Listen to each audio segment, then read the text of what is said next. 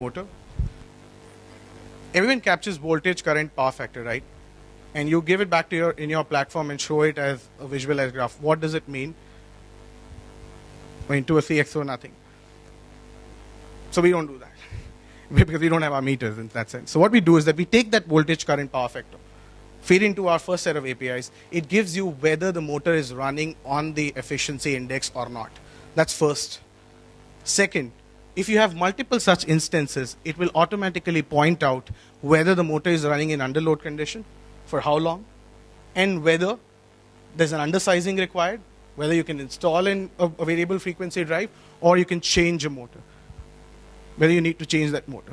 And third is profiling, which means I have my motor. So we did this for the same textile conglomerate. We managed almost 3,000 motors, LT electrical motors. It ran on the system. Currently, we've had, I'm not able to locate Deepak sir from Aditya Birla Group. Utkal Elimina has signed up for the motor tool. They want to put 100 odds of motor on the platform. The idea, for there is not energy efficiency or energy savings. It's essentially that a lot of non-digitized data is available, which is logged in maintenance books. It's not just about getting the data from the meters, and it helps them in knowing whether or not the particular motor is running efficiently. If not, what is the call to action that needs to be taken? And again, if you go back to motor, if you look at motor tool, Envy or anything, we do not sell on energy efficiency. We don't sell savings. We sell insights and call to actions, and they could be on a number of other things. Giving example of Foundry.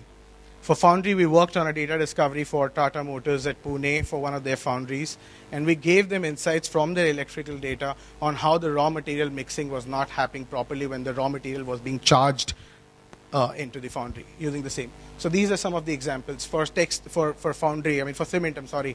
If you've looked at the clinker, it will have a fan. It's a huge fan. As and when the maintenance is done, the vibration sensors are there, but there's no one to look at it. I mean, someone has to look at it. You automate that process. So of course, in a couple of days, you'll be able to look at some of the APIs, integrate, or maybe test out. So you'll have a much better idea, and happy to talk about more in detail to be able to address your questions in the opacity and maybe understand more on what algorithms, these algorithms. But one thing is clear, we don't sell it on energy efficiency. We sell it on the fact that the data that is there needs to be analyzed, and cannot be a human intervention in analysis. There has to be an automated analysis happening. That's where we say we drive human to machine, inter-team collaboration and human to machine collaboration. If the output is energy efficiency, well and good. If the output is operational efficiency, well and good. If the output is increased R&D, well and good. And there are organizations who want to invest in R&D who are not there. So that's probably the answer. I'm more than happy to take it offline in a networking. You had a follow-up point.